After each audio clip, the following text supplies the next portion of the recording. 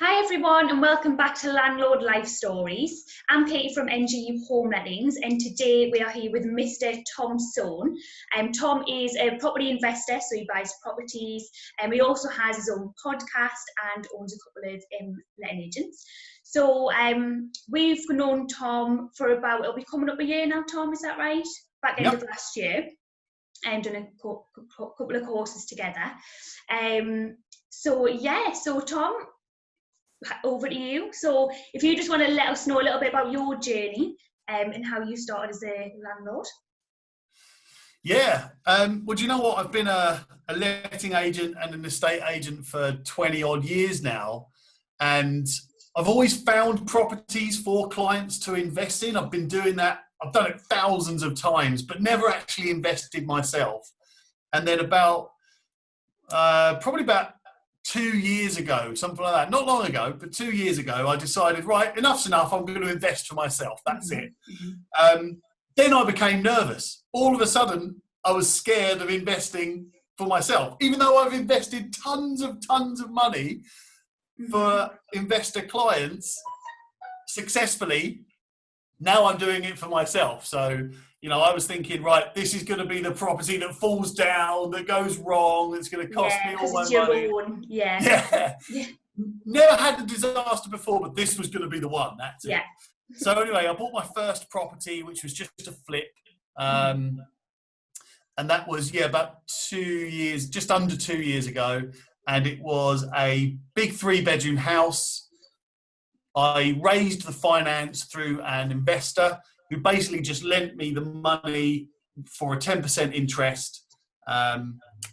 So risk-free for him. He still has a charge he still owns the property if I decide to do a runner. But so I raised the finance, bought the property, did the full refurbishment, top to bottom, and then sold it. And I made about 25 grand profit, I think it was, 26 grand profit. Yeah. So it was all right. It was a pretty good deal, but it was my first one. Leading up to that, go on. Sorry, do you think a flip, out of the strategies that you've got to buy to let, buy to flip, rock solid rental, do you think a flip would be the best strategy to start with if you were a new investor? I'm going to say, well, okay, I'll answer that by explaining how my thought process was. So I've done lots of strategies for investors where we sit down, we look how much money they've got, and we work out a plan, whether that's 5 years, 6 years, 10 years, whatever, work out a plan to get to where they need to be. So at first, I was going around all these properties and saying, no, not buying that, I can do better. No, I'm not buying that, I can do better. And then I got annoyed with myself and said, right, the next one that comes along that ticks my boxes, I'm buying. Doesn't matter what it is, I'm buying it, right? So then my strategy was I had X amount of money that I wanted to spend, but I wanted to grow that pot so I could buy more. Eventually, I like buying flip to lets. I call them flip to lets. I like those because you can buy it, you can add value to it, you can refinance it, or a BRR, whatever you want to call it. And then I've still got the asset, I've got an income coming from that asset, and I've got my money back to reinvest again.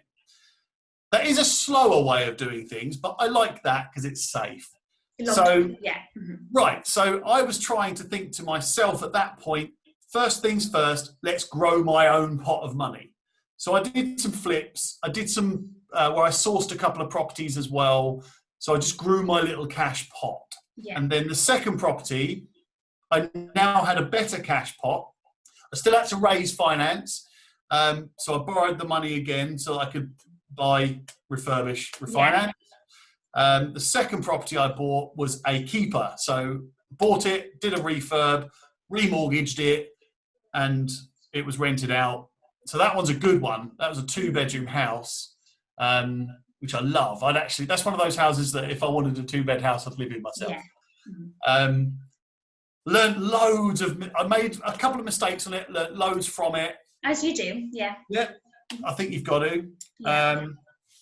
But yeah, so that one was a keeper that I rented out. And then the third one that I've done was the same, where I bought it, did a full refurbishment, refinanced it, rented it out. That one was a bit of I'm just waffling until you stop me, by the way. No, carry on. The third one, that one was a property that I bought for something like 150 grand. And it was, once I'd done the refurb, it was probably worth about 210, something like that. So it was all right. And then I remortgaged it, got all my money back out, and that was great. Rented it out, perfect. That was a nice one. But there was a few problems along the way there, because it was the mortgage surveyor went out to it, found a ton of damp, which the builder hadn't found. Right. That had to then get sorted. I wasn't going to remove the polystyrene ceiling tiles. Then the surveyor said that has to be removed, so I had to then pay for that to be removed and replastered. Then there was a leak, so I had to get that repaired. So there was a few things that came along which were unforeseen. Yeah, which is important. It's really important that you have an agent, or obviously you yourself, have sourced for other investors. So as a landlord, would you agree that if you are looking to purchase your first, investment property, definitely have someone who has experience, or an agent who has experience, to help you for those reasons? Right. Actually, I'm going to answer that twice. For me, it was a bit easier because I have the experience. Yeah. So I knew what to look for. I knew how to react to problems. And for my own investing, and when I invest for clients or with clients, I set out a contingency at the beginning. So if I say a 10 grand refurbishment budget, I allow 10% for anything that might go wrong. Right. But if I'm investing in your neck of the woods, then I would heavily rely on your expertise up there. Yeah. And I know Chris and Nigel very well, and they know their stuff. So I'd probably say, hey, look, I need you guys, because again, if I'm all the way down here in Portsmouth, which is literally the other end of the country. Yeah, I've never been, so I wouldn't have a clue. Right. Or areas, anything like that. Yeah. Exactly. So I would be saying to you guys, look, what type of tenants are in this area? What type of properties are in this area? Resale demand. If I urgently need to sell the property, but no one's there to buy it, then that's a toughie. So really, definitely NGU. I know you guys all know your stuff. I get so much from you. It's really, really important to trust the agent that you're working with. Even though I'm an agent myself, But also, like Chris, I know that Chris will go to the property and he has a trained eye, and he'll say, right, fix this, fix that. This doesn't need to be fixed. Don't spend your money on this. Got a lot of knowledge, Absolutely. So definitely. Look, anybody that if you're a trained investor and you have a good eye for construction and building, and that sort of area, then fine, you could probably wing it yourself. But if you are like 99.99% of the other investors, then you need someone like you, Katie, Chris, Nigel. I'm sure you've got other members of your team. I'm not anybody listening to this, I'm not selling NGU. I'm not paid to sell it. I'm not being paid. This is about you. I'm genuinely saying that. I guess really what I'm wrapping up in a nutshell is, if you're going to buy and invest in property, in general, get an agent on your side, because they're worth their weight in gold. Yeah. So how many properties do you own now yourself? So I now have 5 properties. I've got 2 more about to be purchased or about to complete. I'm probably going to sell 2, but then replace them with another 2 keepers. So briefly going back, recapping on it, I did a flip first. That let me buy a better 2 buy-to-let properties that I've kept and refinanced. Because of the cash that you made from the flip, Absolutely. And then I've gone on to buy another buy-to-let property, and I'm buying actually 4 properties actually in Newcastle. 2 of them that I'm selling, 2 of them that I'm keeping. The latest one is going to be a HMO, because I've got houses, I've got a flat, and now I'm going to get another house, and I'm going to get a HMO, just to diversify. Which is the natural progression, I don't want too many HMOs. I don't want too many single lets, So really, I'm just trying to diversify. HMOs have a better cash flow. Yeah. Maybe not so much appreciation, but certainly a good cash flow, whereas the other ones will have a better appreciation and an average cash flow, lower risk.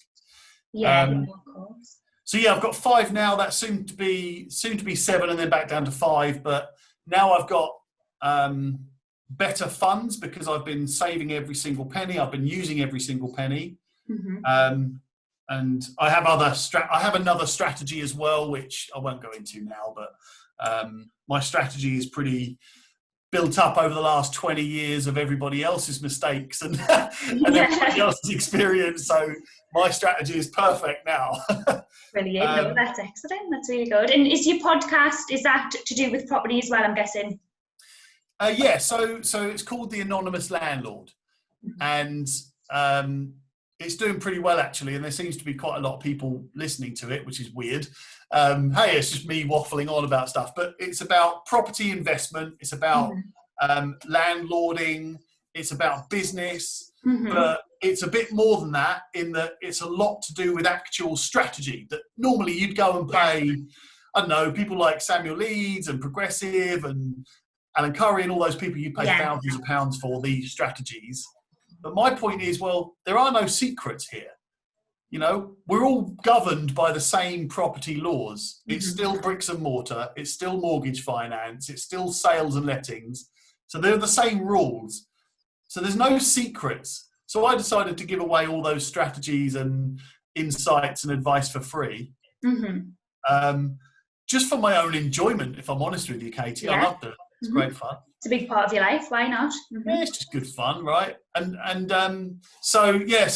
also I try and incorporate a little bit of mindset into how you as a property investor, you can see opportunities and see them as actual opportunities rather than hope that's an opportunity. How you can forecast mistakes and account for those mistakes. But yeah, certainly property investment strategy, property investments, how I did it. Like the latest one I've just done is how you can turn 25 grand into 100 grand quickly. That was a cool one. Cool fun to do. Yeah, a load of interviews with other investors and I'm sure it's nice to see the reaction, because I know sometimes when I do a video, I'm excited to see the response. So I'm sure that's the same for you with your podcasts. And massively. And the best thing about it is that I'm doing the podcast and I'm doing some other stuff on social media too.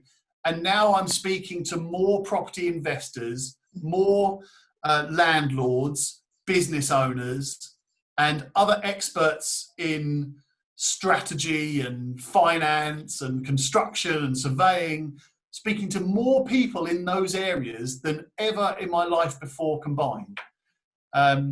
And you know what, that goes, it's probably the same for you, Katie. Now you're doing all this stuff. You're probably speaking to more people now. I am. No, when you said it, I thought I am. And it's because I've been doing a couple of videos. But I think, and you'll probably agree, there'll be, other letting agents or other investors who want to do it. You've just got to get past that boundary. You're just doing it. You've just got to do it. And since I have done it, I agree. I've spoken to a lot more investors on a daily basis, follow-ups, all of that. So it's definitely a great thing to do. Yeah, so, you're right. 100%. I'm with you on that. And you learn more, don't you? You learn so much from other people. And that's why I'm doing it as well. See, I'm learning one thing from this expert, and then I'm sharing it with everybody who's following me. And then someone will comment and I'll learn something from them. Or I'll share my knowledge with this person and they'll improve from it. And, it's just... It's 100%. There's that saying, surround yourself with people who know more, and it's amazing what you'll hear. Always. I always go by that. Really. So you guys are doing a lot at the moment as well. You're doing a lot of advice for investors and that you're giving away for free. I love that. Yeah, well, it's, everyone at the minute, especially with COVID and what's going on, there's a lot of changes going on. So we're sending out our emails, we're doing our videos. Even through lockdown, when there's a lot of processes changed, which is actually they're great to keep. And obviously we wouldn't have started doing it, unless if it wasn't for the lockdown, Right, so absolutely. in terms of virtual viewings, we're doing live Facebook viewings now. So it's I great. love I love your rock solid rentals as well. Whoever came up with that idea is a great idea. Yeah. That It's just quicker as well, isn't it? So it's a property that's going to let quickly. You don't have to wait for the refurb. It's a quicker investment to start an income. So get a couple of those while you're working on a buy-to-let project or a buy-to-flip. So just a quicker way for investments. Yeah, we've been doing those for a long time. A long time now. I love them. I'll tell you what, anybody listening to this, just subscribe to the Rock Solid Rentals. Even if you're not buying, just get the email through so you can start learning what deals are, what they look like. I think they're really good emails to receive, definitely. Thank you. I'm still not selling NGU, by the way. I know, I keep thinking it's about you, Tom. I'm trying not to say too much when you ask the questions about us. So back to you then. So where do you see yourself in 10 years?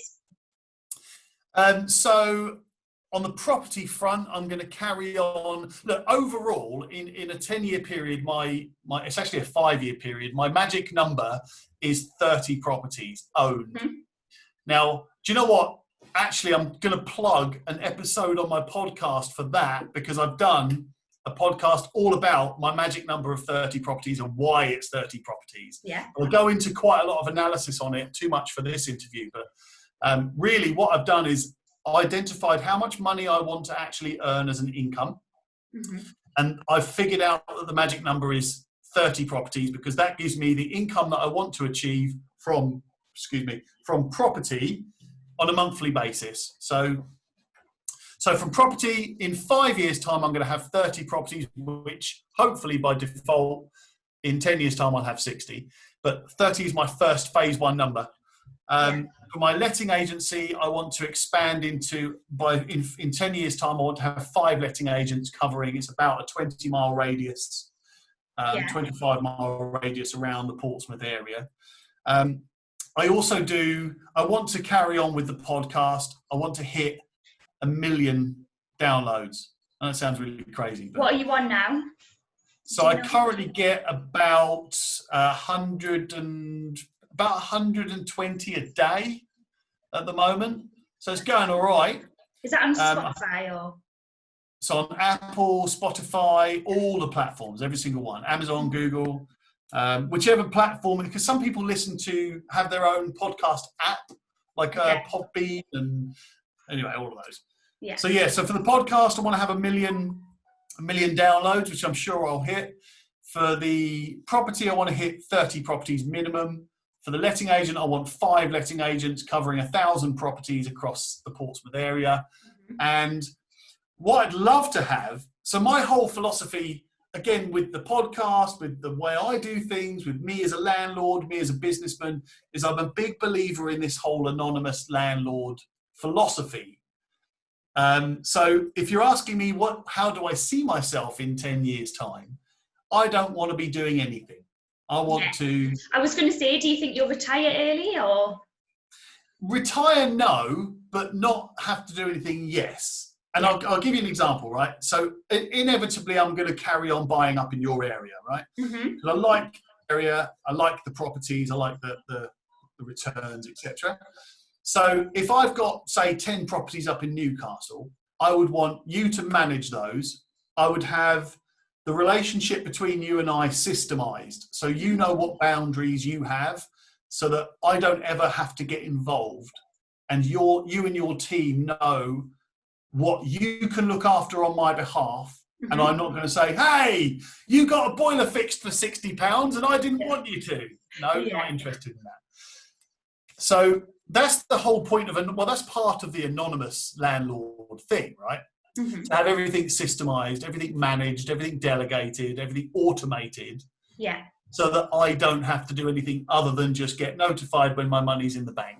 Yeah, it's all about the relationship. That's where that comes from. Right.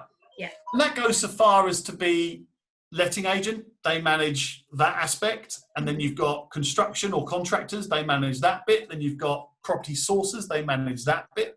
You've then got your mortgage advisor managing. You've got your lawyer managing. You've got everybody doing what they're supposed to be doing. So you just go, sit back, relax, easy. Nice. That's the plan, yeah. Mm-hmm. So that's the plan for 10 years' time. I've got 30 properties, 5 agents, million a month podcast, and I'm doing nothing else. Yeah. the dream. Yeah, Oh, yeah. really, yeah. What about you? What about me? Yeah. I need to start the journey. So obviously I manage lettings and sales at the minute. Definitely have plans to invest in property. Great. Definitely. Just not yet. It'll be soon, hopefully, but it is within the plans. To be honest, I haven't actually thought that much into it. What would you want to honest. buy? What would you want to invest in?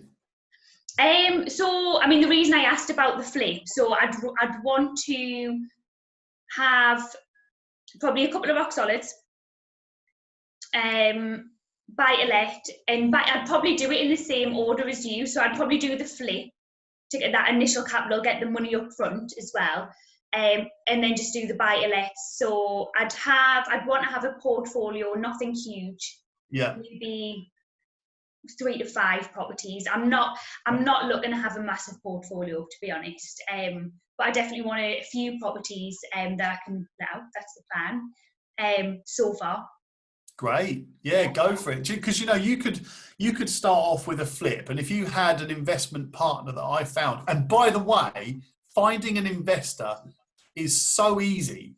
It really is. Because at first I was thinking no one's going to want to lend me money, But actually, when you speak to people who have a lot of money, and everybody knows someone who's got a lot of money, right? Mm-hmm. If you said to them, I'm going to give you 10% for nothing, all you do is lend me the money, I'm going to give you 10% back, easy. Yeah. Then you'll have people saying, well, I don't have to do anything. Okay, great. Yeah, here you go. You will, especially when you tell them it's for property, because they then get to keep the asset. If there's no risk to them, because they're lending money on an actual asset. Yeah. There's no risk. So you do that once. You just find one person. I had to ask about 5 people. I got rejected. And then one person went, yeah, I'd be interested in that. So find yourself that investment partner. Raise that money. Do one flip. Stick yourself about 30 grand in your bank. Yeah. And then you've got the money. That's it. You're off. Then you've got a deposit, haven't you? That's the starting point, because everyone has to start somewhere. Yeah. That's the hard part. But apparently not easy, but I'll get there one day. I tell you what, all you got to do, if you don't ask, you don't get, Katie, right? So you could just go and say, hey, look, I've got a property. I need an investor. And it's a flip. You can have your money back in 6 months, plus 10%. Hey, pay them more if you need to build a relationship. Pay them 12%. Any investor who says they don't want 10% or more return on their investment is crazy. Yeah. Actually, here's a little tip as well. Return on investment is calculated annually. So if you can get them 10% in 6 months, then you're actually getting them 20% per year. Offer someone, hey, I'll give you 20% per year return on your investment, then they're going to be loving life. And then you can buy one of your own rock solid rentals, buy refurbished and finance, move on to the next one. I promise you, you will have 5 properties in 2 years. Do you think so? Yeah, and you've also got to be a bit smart with the income as well, because so if you set out a 2-year plan, you refinance on a 2-year fixed rate, and then during that 2 years, you keep every single penny that comes in, keep that saved away. For me, every time I get rental income, I invest in shares, and then I can pull that money back out to reinvest. So it's always making money. But yeah, save up every single pound you can. Yeah.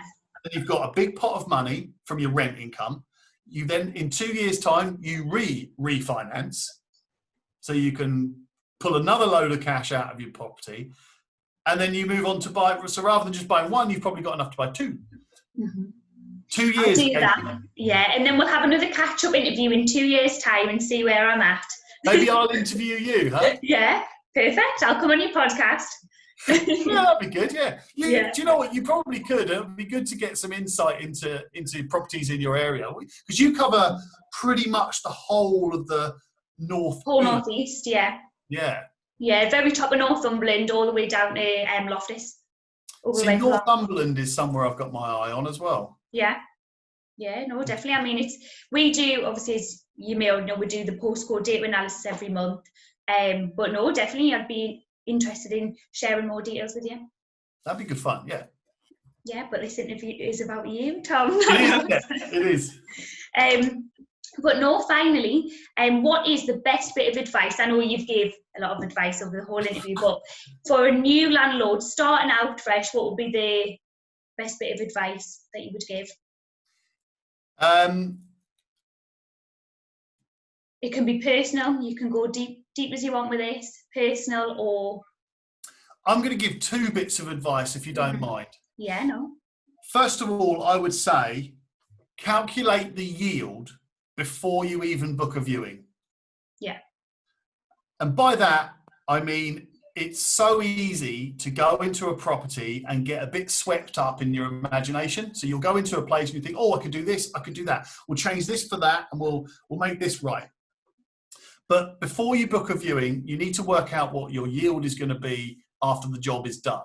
So, and true yield, by the way, I see so many people calculate yield completely incorrectly. It makes them miss the best property deals. It makes them buy crap property deals. But true yield is calculated very differently by the top investors. I mean, I won't go into true yield right now, but calculate true yield.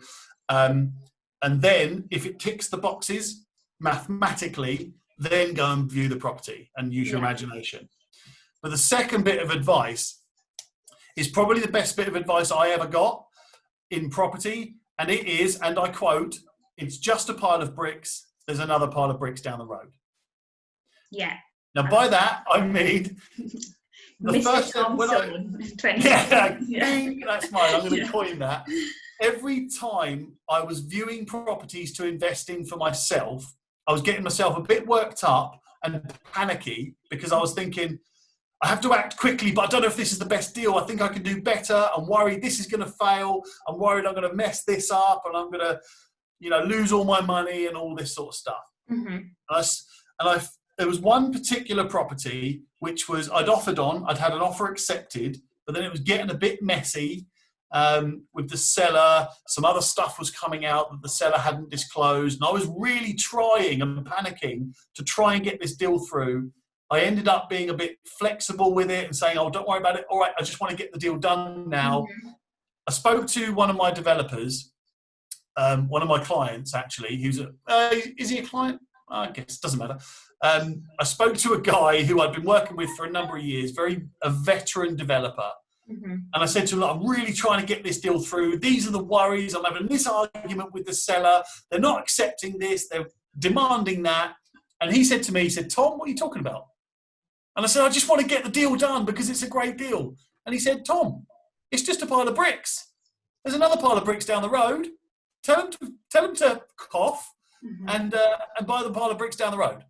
And I went, oh yeah. Yeah, look, see what I mean? Look, another one. There you go. That's why I didn't. Anyway, so yeah, it's just a pile of bricks. There's another pile of bricks down the road. Yeah, that is a great bit of advice. I love that.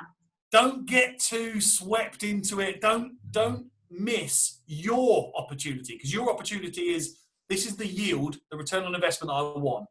If that starts changing or getting blurry, see you later, on to the next. Yeah. Don't think just because you're this far in, you have to go through with it. Move on to the next one. Yeah. I can also give you the worst bit of advice I ever got, which was never give up. Terrible piece of advice. No, give up. Give up. Yeah. Twitter. Yeah, no, 100%. Well, Tom, it's been absolutely a pleasure having you on our series, the second interview we've done. I hope you've enjoyed it. Loved it, yeah. Yeah. My favourite topic. Yeah, of course. But no, look, I'm going to have a look at your podcast. Didn't know you had that. Now I'm going to have a look. And yeah, I look forward to speaking to you very soon. Awesome. Thank you ever so much. Good luck with everything. Thank you too. Good luck. And let me know when you've bought your first property. I will. All right. Thanks, Katie. Take care. Bye. You too. Bye.